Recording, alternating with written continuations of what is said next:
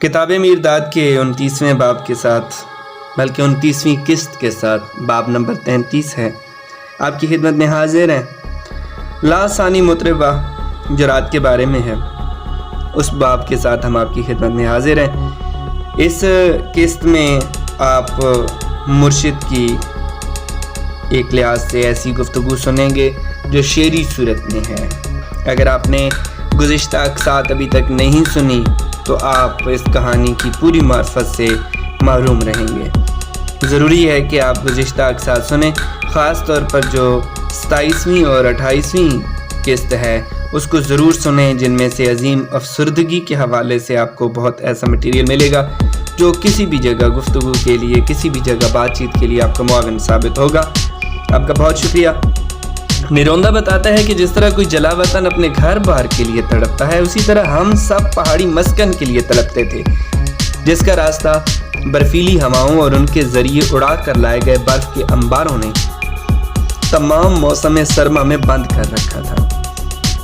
مرشد نے ہمیں پہاڑی مسکن میں لے جانے کے لیے موسم بہار کی ایک شب منتخب کی، جس کی آنکھیں روشن اور پرسکون تھیں، جس کا سانس گرم اور معطر تھا، جس کا دل زندہ اور نہایت بیدار تھا۔ وہ 8 چپٹے پتھر جو ہمارے بیٹھنے کے کام آئے تھے، آج بھی اس دن کی طرح جبکہ مرشد کو بتہار لے جایا گیا تھا، نصف دائرے کی ترتیب میں رکھے ہوئے تھے۔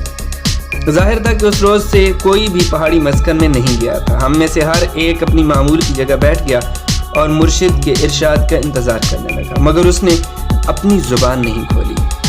ماہ کامل، پورا چاند ہماری طرف یوں دیکھ رہا تھا جیسے کہ خوش آمدید کہہ رہا ہو، جیسے تذبذب میں مرشد کے ہونٹوں پر نظر جمائے ہوا تھا۔ چٹان سے چٹان تک گرتے پہاڑی جھرنوں نے رات کو شور آمیز نغموں سے بھر دیا تھا۔ بعض اوقات کسی الو کی گوگو کی آواز یا کسی جھینگر کے گیتوں کی ٹوٹتی تانیں سنائی دیتی تھیں۔ دم سادے ہوئے خاموشی سے ہم نے بہت دیر تک مرشد کے بولنے کا انتظار کیا۔ تبھی اس نے اپنا سر اٹھایا اور اپنی نیم و آنکھیں کھولتے ہوئے یوں کہنا شروع کیا۔ رات کی اس گہری خاموشی میں میرداد تمہیں رات کے نغمے سنانا چاہے گا۔ رات کی سنگیت منڈلی کو غور سے سنو، کیونکہ رات ہی در حقیقت ایک لاسانی مطربہ ہے۔ ماضی کی تاریک ترین دراڑوں میں سے، مستقبل کے روشن ترین کلوں میں سے، عرشوں کے کنگروں سے اور زمین کی گہرائیوں میں سے، رات کی آوازیں بلند لے میں اور تیزی سے کائنات کے سب سے دور دراز گوشوں تک پہنچتی ہیں۔ تمہارے کانوں کے گرد وہ زبردست لہروں میں گردش کرتی رہتی ہیں۔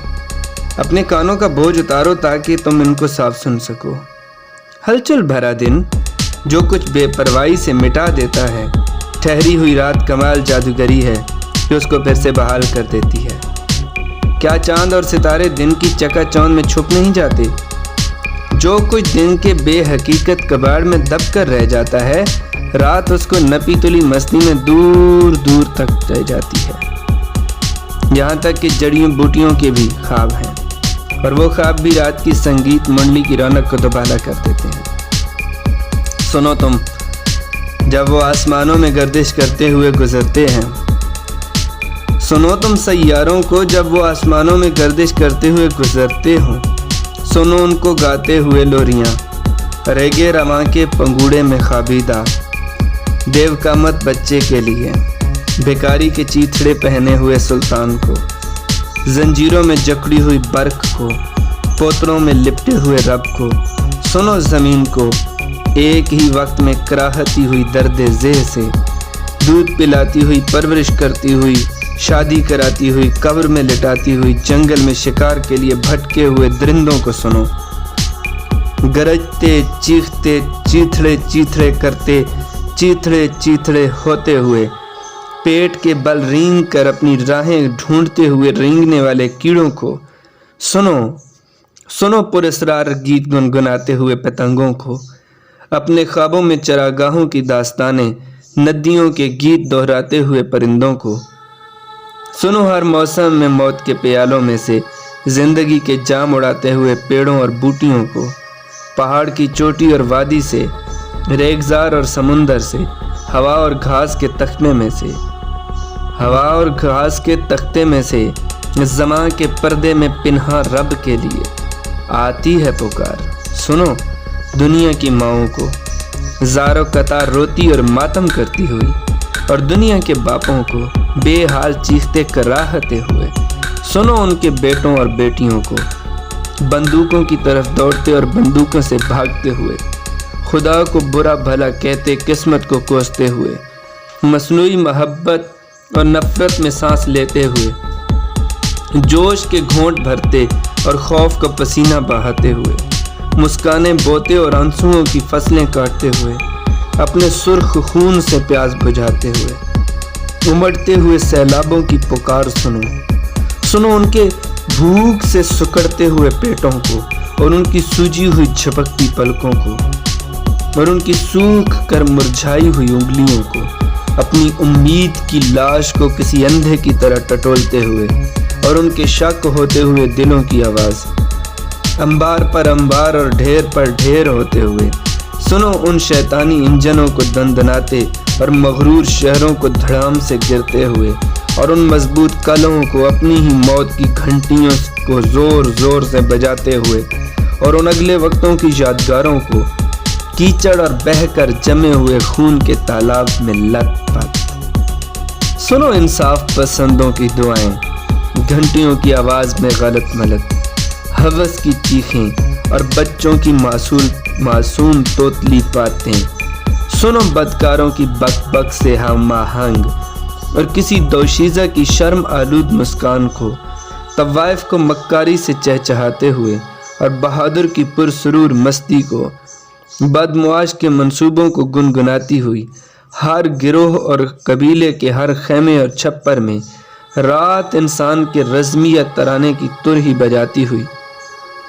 لیکن جاویدانی رات لوریوں، پکاروں، رزمیہ ترانوں اور سب آوازوں کو کانوں میں رس گھولنے والے نغموں میں بدل دیتی ہے۔ وہ نغمہ اتنا بلند، وسعت میں اس قدر لامحدود، لہجے میں اتنا گہراؤ، دہراؤ میں اتنا شیریں، یہاں تک کہ فرشتوں کی سنگیت منڈلیاں اور ترانے اس کے مقابلے میں شور اور بکواس ہیں۔ سنو وہ ہے خود پر فاتح کا نغمہ نصرت، رات کی گود میں اونگتے کوہسار، یاد میں ڈوبے ہوئے ریگزار، اور ان کے ریت کے ٹیلے، راتوں کو محو خواب سرگرم سمندر، آوارہ گرد ستارے، شہر خاموشاں کے باشندے، مقدس تثلیث اور رضائے کل۔ سنو خود پر فاتح انسان کو خوش آمدید کہتے ہوئے، خوش قسمت ہیں وہ جو سنتے اور سمجھتے ہیں، خوش قسمت ہیں وہ جو رات کے ہمراہ تنہا ہونے کے عالم میں اپنے آپ کو رات جتنا ہی پرسکون، وسیع اور گہرا محسوس کرتے ہیں، جن کے چہرے اندھیروں میں کیے گئے گناہوں سے مسخ نہیں ہوتے، وہ اندھیرے میں گناہ کے مرتکب نہیں ہیں، جن کی پلکوں پہ آنسو نہیں رکتے، جو انہوں نے اپنے بھائی انسانوں کی آنکھوں سے بہائے ہوں، جن کے ہاتھ لالچ اور شرارت کی غرض سے کھجلاتے نہیں، جن کے کان ان کی نفسانیت کی گرج سے محصور نہیں، جن کے خیالوں کو ان کی جنسی ہوس کے تصور نے ڈسا نہیں ہوتا، جن کے دل ہر طرح کی فکروں کے چھتے نہیں ہیں، جو وقت کے ہر کونے سے لامحدود گروہ کی شکل میں آ گئے ہوں، جن کے خوف ان کے دماغوں میں بلیں کھود کر بیٹھے ہوئے نہیں ہیں، جو رات میں دلیری سے کہہ سکتے ہیں ہمیں دن کو دکھلاؤ، اور دن کو کہہ سکتے ہیں ہمیں رات کو دکھلاؤ۔ ہاں سے پہلو خوش قسمت ہیں وہ لوگ جو جب رات کے ہمراہ تنہا ہوں تو خود کو رات ہی کی طرح نہایت خوش اسلوبی سے ہم آہنگ، پرسکون اور لامحدود محسوس کرتے ہیں۔ رات ان کے لیے ہی خود پر فاتح ہونے کا نغمہ گاتی ہے۔ اگر تم دن کی تہمت کا سامنا سر بلندی اور یقین سے روشن آنکھوں سے کرنا چاہتے ہو تو فوراً رات کی رفاقت حاصل کرنے کی کوشش کرو، رات کے ساتھ دوستی کرو، اپنے دلوں کو اپنے ہی خون کے جوہر سے دھو ڈالو اور ان کو رات کے دل میں رکھ دو، اپنی ننگی آرزوئیں ان کے سینے کے حوالے کر دو اور مقدس عرفان کے ذریعے نجات کی خواہش کے علاوہ باقی سب آرزوئیں اس کے قدموں پر نثار کر دو، پھر دن کی کمان سے چھوٹا ہوا کوئی بھی تیر تمہیں زخم نہیں دے سکے گا، اور رات زمانے کے آگے تمہارے حق میں شہادت دے گی کہ در حقیقت تم ہی خود پر فتح مند انسان ہو۔ خواہ جھلستے ہوئے دن تم کو ادھر ادھر اچھالتے ہوں اور ستاروں سے خالی راتیں تمہیں اپنی اداسی میں لپیٹ رکھیں اور تمہیں دنیا کے چوراہے پر پٹک دیا جائے اور رہنمائی کے لیے کوئی نقش قدم یا نشان دکھائی نہ پڑتا ہو، پھر بھی تم کسی آدمی یا حالت سے خوفزدہ نہیں ہوگے اور تمہارے دل میں وہم کی پرچھائی تک نہیں ہوگی۔ وہ دن اور راتیں اور آدمی اور اشیاء جلد یا بدیر تمہیں ڈھونڈتے ہوئے آئیں گے اور عاجزی سے تم سے التجا کریں گے کہ ہم پر حکومت کرو، کیونکہ تم نے رات کا یقین حاصل کر لیا ہے، اور وہ جو رات کا یقین حاصل کر لیتا ہے آنے والے دنوں پر بڑی آسانی سے حکمرانی کر سکتا ہے۔ رات کے دل کی دھڑکن غور سے سنو، کیونکہ اس کے اندر خود پر فاتح انسان کا دل دھڑکتا ہے۔ اگر میرے پاس آنسو ہوتے تو وہ میں آج کی رات ہر ٹمٹماتے ستارے اور خاک کے ہر ذرے، ہر کلکل کرتے نعرے اور ہر نغمہ زن جھینگر کو، ہوا میں اپنی معطر روح کو جھومتی ہوئی بنفشہ کو، تیز تیز چلتی ہوئی ہوا کو، ہر کوہسار اور وادی کو، ہر ایک درخت اور گھاس کی ہر پتی کو، اس رات کے چند لمحے کے تمام سکون اور خوبصورتی کو پیش کرتا۔ میں ان کے آگے اپنے آنسو انسانوں کی ناسپاسی اور وحشیانہ جہالت کے لیے بطور معافی نامہ کے پیش کرتا، کیونکہ انسان کے قابل نفرت پیسے کے عوض خریدے گئے غلام اپنے آقاؤں کی خدمت میں مصروف ہیں، اس قدر مصروف کہ پیسے کی آواز اور رضا کے علاوہ وہ کسی دوسری آواز اور رضا کو خدمت میں خاطر میں نہیں لاتے، اور وہ جو کام ان کا مالک انسانوں سے لیتا ہے وہ بہت گھناؤنا ہے۔ یہ ان کی دنیا کو بوچڑ خانے میں بدل دیتا ہے، جہاں گلے کاٹنے اور گلے کٹوانے والے وہ آپ ہیں۔ ہر خون کے نشہ میں مخمور انسان دوسرے انسانوں کو اس یقین سے قتل کرتے ہیں کہ جن لوگوں کو وہ قتل کرتے ہیں ان لوگوں کا دنیا کی نعمتوں اور آسمان کی بخششوں میں جو حصہ ہے وہ ان قاتلوں کو وراثت میں مل جاتا ہے۔ بدقسمت احمق، کوئی بھیڑیا کب تک کسی دوسرے بھیڑیے کا پیٹ چاک کر کے میمنہ بنا ہے؟ کب کوئی سانپ اپنے بھائی سانپوں کو کچل اور نگل کر فاختہ بنا ہے؟ کوئی انسان دوسرے انسانوں کو جان سے مار کر سوائے اس کے غموں کے صرف اس کی خواہشوں کا وارث کب بنا ہے؟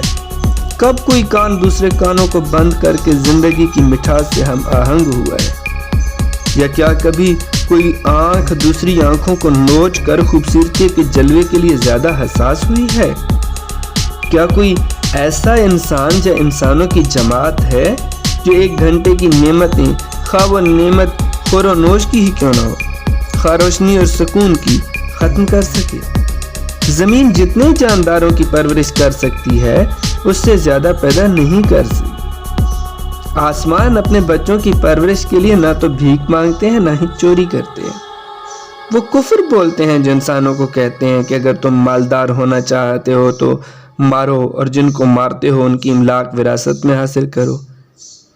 اگر کوئی انسان انسانوں کی محبت، زمین کا دودھ اور شہد اور آسمانوں کی پرجوش رحمت پا کر بامراد نہیں ہوا، وہ انسانوں کے آنسوؤں، خون اور اذیتوں پر کیسے برابر ہوگا؟ وہ کفر بولتے ہیں جو انسانوں سے کہتے ہیں کہ ہر قوم نے اپنے لیے جینا ہے۔ کیا کوئی کھجورا ایک انچ سے بھی زیادہ آگے بڑھ سکتا ہے؟ اگر اس کی ہر ٹانگ دوسری سے مخالف سمت میں چلتی ہو، یا وہ دوسری ٹانگوں کی رفتار میں رکاوٹ بن جائے، یا دوسری ٹانگوں کے لیے تباہی کی سازش کرے، تو کیا انسان بھی قوموں میں جس کی بے شمار ٹانگیں ہیں ایک دیو کا مت کھجورا نہیں ہے؟ وہ کفر بولتے ہیں جو انسان کو کہتے ہیں کہ کسی شخص پر حکومت کرنا بڑے فخر کی بات ہے، کسی کے تابع ہونا نہایت شرمناک۔ کیا گدھا ہانکنے والا اپنے گدھے کے پیچھے پیچھے نہیں چلتا؟ کیا قید خانے کا داروغہ قیدیوں سے بندھا ہوا نہیں ہوتا؟ کیا اصل میں گدھا اپنے رہنما کو آگے ہانکتا ہے اور دائمی مجرم جیل کے داروغہ کو جیل میں بند رکھتا ہے؟ وہ کفر بولتے ہیں جو انسانوں کو کہتے ہیں دوڑ تیز رفتار لوگوں کے لیے ہے، زوراور ہی سچا ہوتا ہے، کیونکہ زندگی جسم کے عضلہ اور پیٹھوں کی دوڑ نہیں ہے۔ لولے لنگڑے بہت بار پورے بدن والے لوگوں سے پہلے منزل پر پہنچ جاتے ہیں۔ بعض اوقات تو مچھر بھی پیشہ ورانہ تیغ باز کو پسپا کر دیتا ہے۔ وہ کفر بولتے ہیں جو لوگوں سے کہتے ہیں کہ برائی کو برائی سے سدھارا جا سکتا ہے۔ ناانصافی پر کی گئی دوسری ناانصافی کبھی انصاف نہیں بن جاتی۔ اگر برائی کے ساتھ نہ دیں تو وہ خود بخود صحیح ہو جاتی ہے۔ مگر بھولے بھالے لوگ اپنے آقا کے تمام فلسفے کو صحیح مان لیتے ہیں۔ پیسے اور پیسے کے حریص لوگوں پر وہ وثوق سے یقین کرتے ہیں اور وہ خود کے ذریعے بنائے گئے توہمات کو وفاداری سے پورا کرتے ہیں، جبکہ رات پر جو نجات کے ترانے گاتی اور ان کے عقیدے کی تبلیغ کرتی ہے، اور جہاں تک کہ خود خدا کی ہستی پر وہ لوگ نہ تو ایمان لاتے ہیں اور نہ ہی اس پر یقین رکھتے ہیں، اور وہ اس طرح تمام فلسفے کو اور تمام سوچوں کو اور تمام تر توہمات کو اور ان کی پرواہ تک نہیں کرتے۔ اور میرے ساتھیوں، تم کو بھی وہ یا تو لوگ پاگل کہیں گے یا پکھنڈی۔ انسانوں کے ناشکرے پن پر اور ڈستے ہوئے مذاق کا برا نہ مانو، بلکہ نہ ختم ہونے والی محبت اور تحمل سے ان کو ان کی اپنی ذات، آگ اور خون کے اس طوفان سے جو جلد نازل ہونے والا ہے نجات دلانے کے لیے سرگرم رہو۔ انسانوں کو قتل کرنے سے باز رہنے کا وقت آ گیا ہے۔ ازل سے سورج، چاند اور ستارے اس انتظار میں ہے کہ کوئی ان کو دیکھے، سنے اور سمجھے۔ زمین کے حروف تہجی انتظار کر رہے ہیں کہ کوئی ان کی وضاحت کرے۔ مکان، سپیس کی شاہراہیں منتظر ہیں کہ کوئی ان پر سفر کرے۔ ٹائم کی لپٹی ہوئی دوڑ اس انتظار میں ہے کہ کوئی اس کو ادھیڑے۔ کائنات کی خوشبو منتظر ہے کہ کوئی اس کو سونگھے۔ درد کا زمیں دوز قبرستان اس انتظار میں ہے کہ کوئی اس کو ڈھائے۔ موت کی غار اس انتظار میں ہے کہ کوئی اس کو غارت کرے۔ عرفان کی روٹی منتظر ہے کہ کوئی اس کو چکھے۔ انسان حجابوں میں پوشیدہ خدا اس انتظار میں ہے کہ کوئی اس کے پردے ہٹائے۔ وہ وقت آ گیا ہے کہ انسانوں کی غارت گری بند کرے اور متحد ہو کر مشترکہ کام انجام دے۔ یہ کام بہت عظیم ہے، اس کی تکمیل بھی اتنی ہی شیریں ہوگی۔ اس کے آگے سب کچھ خالی اور بیکار ہے۔ ہاں، یہی وقت ہے، لیکن بہت ہی کم لوگ اس کی جانب متوجہ ہوں گے، اور دن کو کسی دوسرے مواقع کا انتظار کرنا ہوگا، کسی دوسری صبح کے طلوع ہونے کا۔